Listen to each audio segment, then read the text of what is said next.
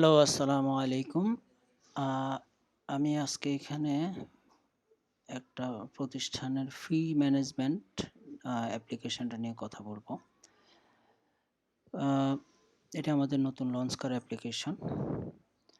So আপনারা যদি এইটা ইনস্টল করা না থাকে, যেমন এখানে ইনস্টল করা নেই। আ থাকলে এখানে ফি ম্যানেজমেন্ট নামে একটা মেনু থাকতো। এটা আমাদের এখনো পুরোপুরি শেষ হয়নি কাজ। তারপরেও এটার ১ম ভার্সন আমরা রিলিজ দিয়েছি। সো যদি না থাকে আপনারা এখান থেকে ইনস্টল করবেন, যাবেন অ্যাপ স্টোরে। গিয়ে ইনস্টল ট্রায়াল এই যে ফি ম্যানেজমেন্টে গিয়ে ইনস্টল ট্রায়াল ইনস্টল দিবেন। দেওয়ার সাথে সাথে আপনারা এই স্ক্রিনে এসে যাবেন। এখানে ফি ম্যানেজমেন্ট নামে একটা মেনু তৈরি হবে। এই যেটা আগে ছিল না, এবং এইটার এই স্ক্রিনটা হলো এই সেটআপ মেনু টাইপস। এই স্ক্রিনে এসে যাবেন আপনারা। সো আমরা যদি ওখানে ক্লিক করি তাহলে এখানে আবার ওই পেজে আসছে। এখানে আমাদের অপশানস মেনুগুলো আছে হলো সেটআপ ফি টাইপ, জেনারেট ফিস, ফি কালেকশনস এবং প্রতিবেদন রিপোর্টস। সো আমরা একটা একটা যাব। প্রথমে হবে হয় কালেক্ট করা হয় একটা প্রতিষ্ঠানে কি কি ফি কালেক্ট করা হয় ছাত্রদের কাছ থেকে, সেটার ধরনগুলা টাইপগুলো এখানে এন্ট্রি দিতে হবে, রেডি করতে হবে। সো সেটার জন্য আমরা যাব হলো সেট আপ ফি টাইপস। এখানে গিয়ে অলরেডি আমরা কিছু এই অর্গে কিছু করে রাখছি।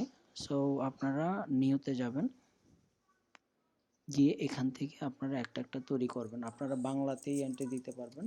বেতন নামে একটা ফি এন্ট্রি দেব আমরা, বেতন।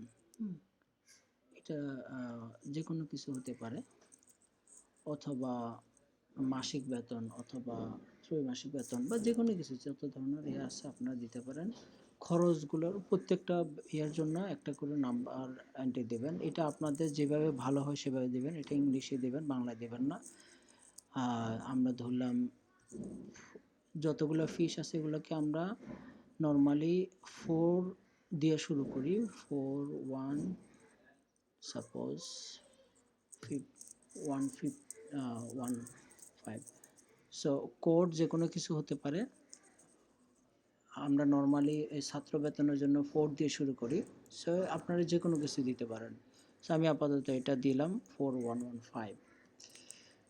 এখানে দুই ধরনের আছে। আমরা এটা আপাতত সবগুলোই স্টুডেন্ট ফিস হিসেবে এন্ট্রি দেব। এখানে আরও কিছু জিনিস আছে যেগুলো ভবিষ্যতে লাগবে। বেতন এন্ট্রি হয়ে গেছে। সো আমরা এটা এন্ট্রি করলাম। এভাবে আপনাদের যত ধরনের বেতন, registration fee, admission fee, computer lab fee, জরিমানা ফি, বকেয়া ফি, এগুলা সব এখানে যত ধরনের ফি আছে সবগুলো আপনারা এখানে এন্ট্রি দিবেন, এবং সবগুলোই আপনারা স্টুডেন্ট ফি আকারেই আপাতত এন্ট্রি দেন। অন্য ক্যাটাগরিগুলো যেগুলো আছে সেগুলো আমরা পরবর্তীর জন্য আপনাদের অ্যাকাউন্টিং সিস্টেমের জন্য আমরা রেডি করছি, সেটা পরের ব্যাপার। ফি ম্যানেজমেন্টের জন্য সবগুলো স্টুডেন্ট ফিতেই এন্ট্রি দিবেন।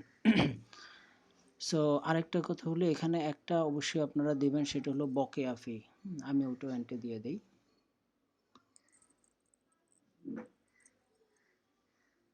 আচ্ছা, এখান থেকে আমরা নিউ ফিতে গেলাম, বকেয়া।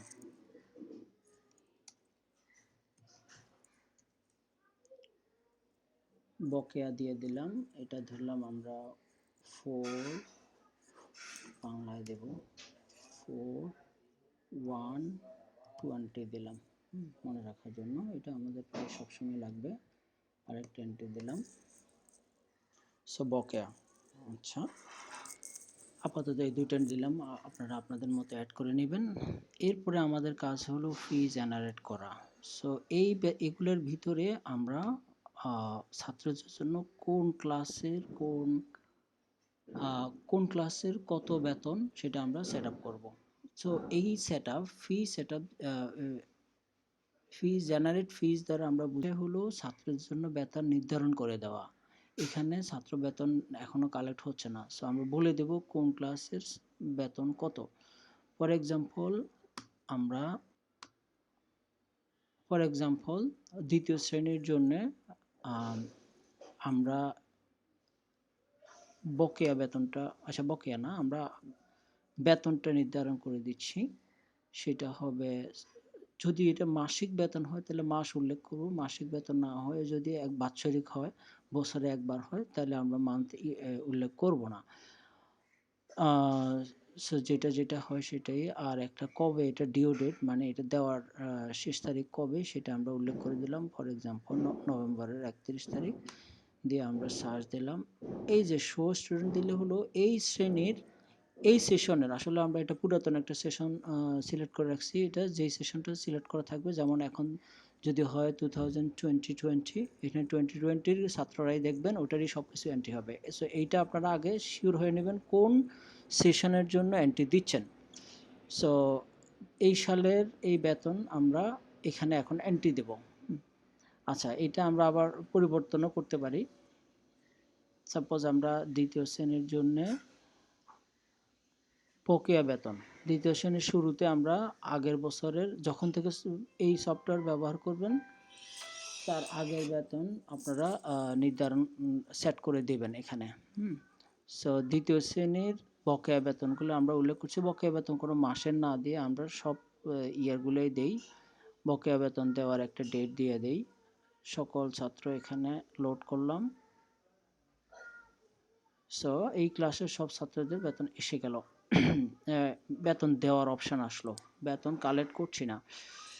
সো এখানে এন্ট্রি দেওয়ার সিস্টেমটা হলো নোট। আপনারা এই নামটা আপনারা দিয়ে দিতে পারেন যে বকেয়া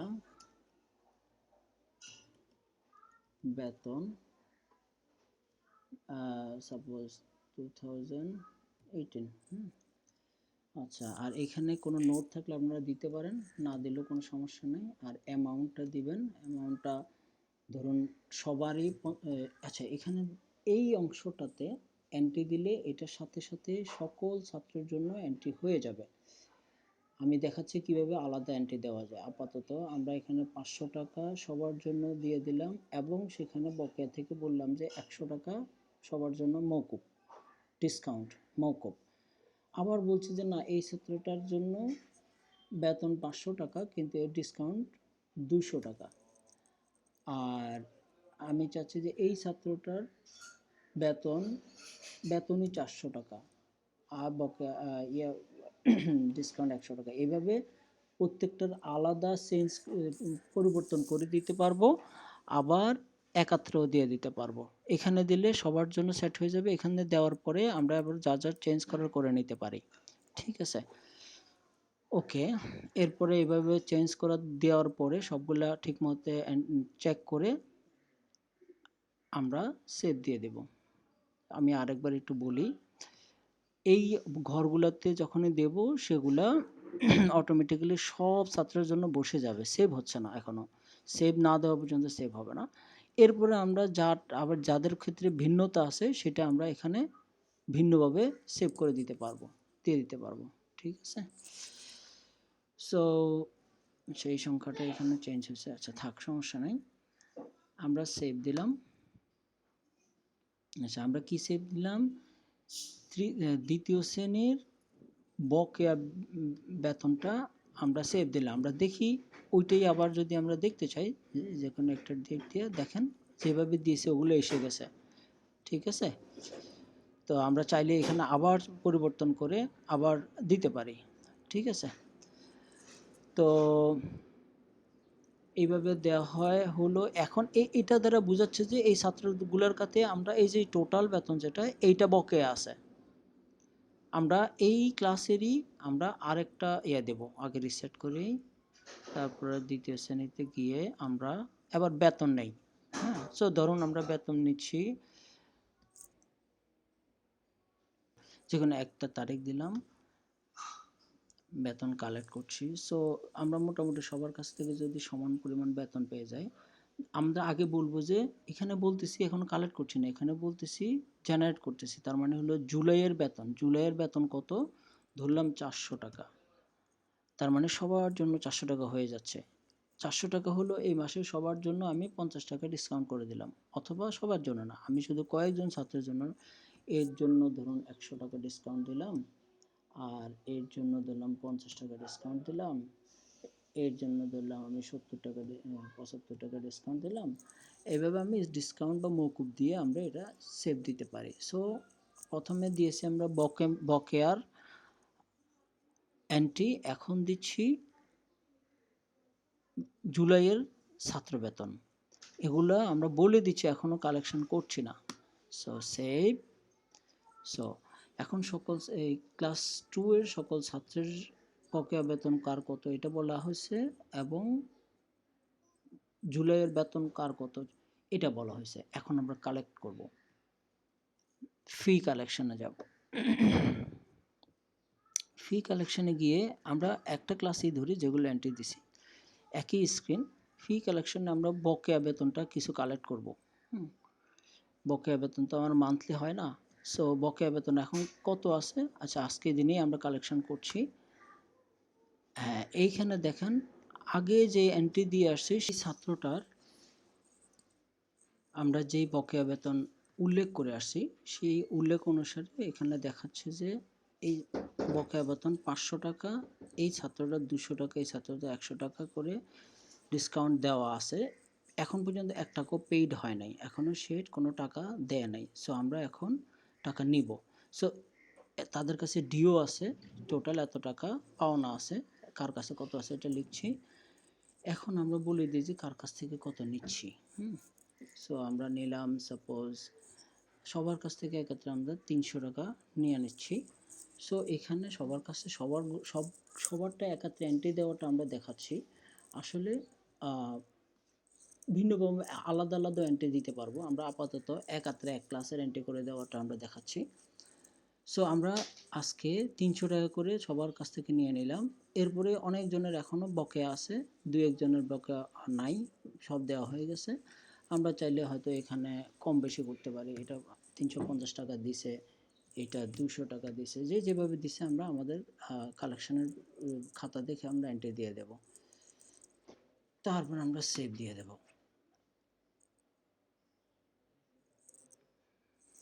হ্যাঁ, সো সেভ হয়ে গেল। আমরা আবার দেখি ওই ক্লাসেরই দ্বিতীয় শ্রেণীর বকেয়া, সেই ডেটে একটা ডেট সিলেক্ট করলেই হবে।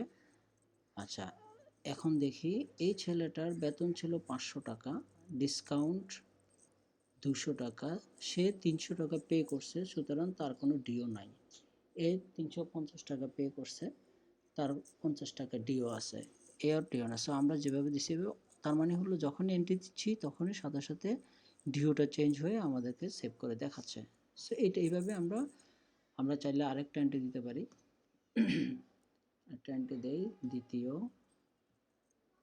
বকেয়া দিছি, বেতন দেই, জুলাইয়ের বেতনটা আমাদের দেওয়া আছে, রাইট, সেট করা আছে। সেট করা না থাকলে ওখানে এন্ট্রি দেওয়া যাবে না, আগে আমাদেরকে ফি জেনারেট করে আসতে হবে।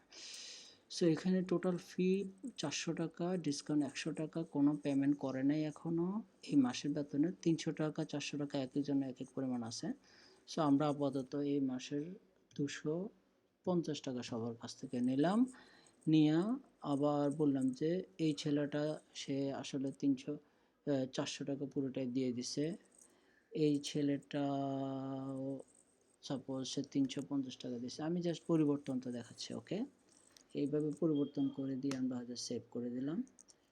আবার দেখি যে সেভ হলো কিনা। দ্বিতীয় শ্রেণী বকেয়া, আসলে বকেয়া না, বেতন, একটা ডেট দেই। আমি কোনো ডেট মান্থ উল্লেখ করি নাই, এই জন্য আসে নাই কিছু। এই এসে গেছে, দেখেন যেভাবে এন্ট্রি দিছি, এর 50 টাকা বাকি, এর 100 টাকা বাকি, পে করছে এটা। ব্যাস, আমাদের এইভাবে কালেকশন হয়ে যাবে সকল ছাত্রের। এবার আসি আমরা জেনারেট করলাম ফি, তারপরে কালেক্ট করলাম। এখন আমরা একটা রিপোর্ট দেখব, একটা ক্লাসের ওভারঅল রিপোর্টটা আমরা দেখতে পারি। জাস্ট ক্লাসটা সিলেক্ট করে শো দিলেই এখন এই ক্লাসের এই ক্যাটাগরির ফি আছে, সো এগুলো আগের ডাটা, এই জন্য আপনারা এটা দেখবেন না। আজকে আমরা এই দুটো নিয়ে কাজ করছি, এই দুটো আগে এন্ট্রি করা ছিল। সো আজকে আমরা এই ক্লাসে দেখেন টোটাল বকেয়া ফি ছিল ৭,৭৯৭ টাকা, রিসিভ করা হয়েছে, কালেকশন হয়েছে ৫,৯৪৭ টাকা, ডিউ আছে মাত্র এইটা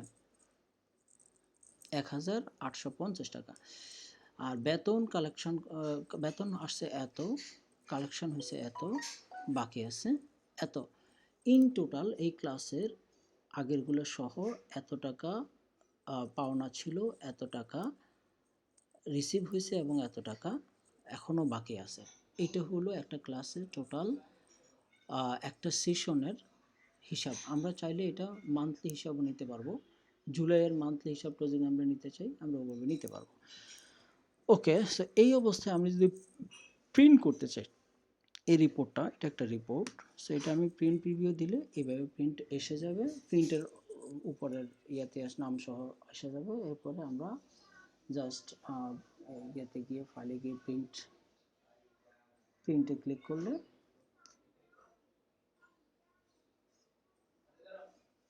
প্রিন্ট প্রিভিউ এসে যাবে, এখান থেকে আমরা প্রিন্ট দিয়ে দিতে পারবো। এটা হলো একটা প্রতিষ্ঠানের একটা বছরের একটা ক্লাসের সার্বিক হিসাব। এখানে যত ধরনের আপনাদের ফি জেনারেট করবেন তত ধরনের এই হেডগুলো এসে যাবে, ফি টাইপগুলো, ফি নামগুলো এসে যাবে। আচ্ছা, এখন আমরা যাই হলো একটা ইন্ডিভিজুয়াল, মানে নির্দিষ্ট কয়েকজন ছাত্রর, একজন বা কয়েকজনের ছাত্রের ডাটা এন্ট্রি কীভাবে দেব। আমরা যখন ইনস্টল করছিলাম তখন সাথে সাথে এই যে শিক্ষার্থীর যে লিস্ট আছে, শিক্ষার্থীদের তালিকা, সেখানে এইখানে আমাদের এই বাটনটা এসে গেছে, এই যে ফিস নামে একটা বাটন আছে, এটা এসে গেছে। সো এখন ধরুন আমি তৃতীয় শ্রেণীর শিক্ষার্থী তালিকাটা দেখি, এই এগুলোর মধ্যে আমি যদি রোল নম্বর অনুসারে সাজাই, সো আমি চাচ্ছি যে এইটার এইটার এইটার অথবা যে কোনো একটা দুটা পাঁচটা বা এই ক্লাসে সবার বা হোয়াট এভার, আমি যে কোনো ছাত্রকে সিলেক্ট করব, করে আমি ফিতে ক্লিক করব, সাথে সাথে সে আমাকে ওই ছাত্রগুলার জন্য আলাদা আলাদা সেকশন তৈরি করে আমাকে এই পেজে পাঠাবে। আমি 3টা ছাত্র সিলেক্ট করছি, ওই 3টা ছাত্ররই ইনফরমেশন এখানে এসে গেছে। দেখলেন, 2টা 3টা এরকম আমি যতজনকে সিলেক্ট করে আসব ওই ছাত্র তালিকা থেকে এখানে আসবে, একজন হলে একজনও আসবে। সো এখানে দেখেন ওর, আমরা এই 2টা আজকে এন্ট্রি দিছি, তার 500 টাকা ছিল, ডিসকাউন্ট এত টাকা ছিল, এত টাকা পে করছে, এটা খালি আর নাই। এটা এই যে এই 2টা আমরা একটু আগে দেখছি, এগুলো আমাদের আগের এন্ট্রি ছিল এই জন্য। সো তার টোটাল পেইড এত, টোটাল ডিউ এত। আবার কবে কত টাকা আলাদা আলাদা নিছি, সাপোজ এই ছাত্র বেতনটা আমি বকেয়া বেতনটা 3-4 বার করে নিতে পারতাম, তো কোন দিন কত টাকা করে নিছি সেটা আমাদের এখানে দেখাবে। আমরা চাইলে এগুলো ডিলিট করতে পারি, কোনোটা ভুল হলে আবার নতুন করে এন্ট্রি করতে পারি। আবার এখানে যদি যেমন এখানে এই বেতন জুলাই, এই যে বেতন, এইটার যদি ফিটা আমি ডিলিট করতে চাই সে দিবে না, কারণ এটার আন্ডারে মানি রিসিভ করা হয়েছে। আগে মানি রিসিভটা ডিলিট করতে হবে ওটার আন্ডারে, এটার এগেনস্টে যেই ছাত্র বেতন এন্ট্রি করা হয়েছে আগে এইটা ডিলিট করতে হবে, এখানে না থাকলে তারপরে এখান থেকে ডিলিট করতে পারবেন, করে নতুন এন্ট্রি দিতে পারবেন। সো একই কাজ এতক্ষণ পর্যন্ত যেগুলো আমরা এই যে ফি ম্যানেজমেন্টের এই জেনারেট ফি থেকে, ফি কালেকশন থেকে করে আসছি, সেটাই ইন্ডিভিজুয়ালি প্রত্যেকের জন্য আলাদাভাবে করতে পারবো। ফর এক্সাম্পল, আমি যদি এখান থেকে আরেকটা বিল তৈরি করি,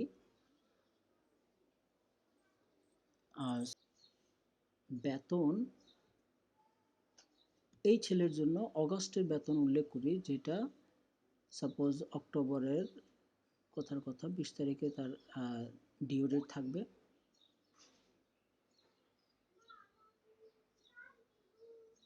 তাইলে এই যে বেতন অগাস্ট, এখানে নামটা অটোমেটিক এসে গেছে, রেফারেন্স আমি কিছু দিলে দিতেও পারি, না দিলে নাই।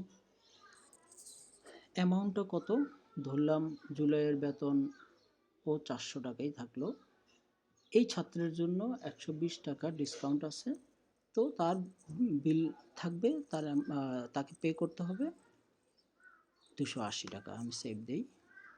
দেখেন এই ছাত্রের জন্যই অগাস্টের বেতনটা এন্ট্রি হয়ে গেল।